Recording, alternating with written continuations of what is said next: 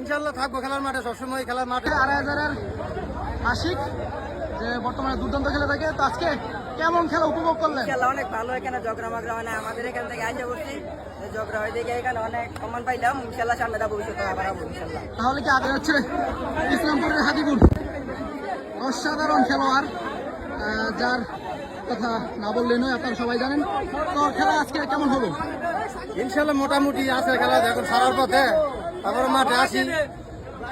আগে তো খেলাইছি, বাড়িতে থাকতে পারি না, খেলার নাম শুনলে আইসা করি মাঠে। হ্যাঁ, তাই সব পোলাপানের সাথে খেলি, আল্লাহ যতটুকু খেলা ভাগ্য রাখছে। এই যে মাঠে কেন আমার সময় বয়স, এখন প্লেয়ার আমার সাথে কেউ আসে না, আমি আসি।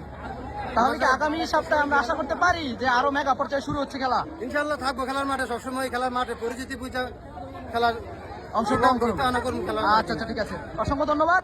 তা আমরা আশা রাখতে পারি আগামী শুক্রবার আরো মেগা পর্যায়ে খেলা হবে।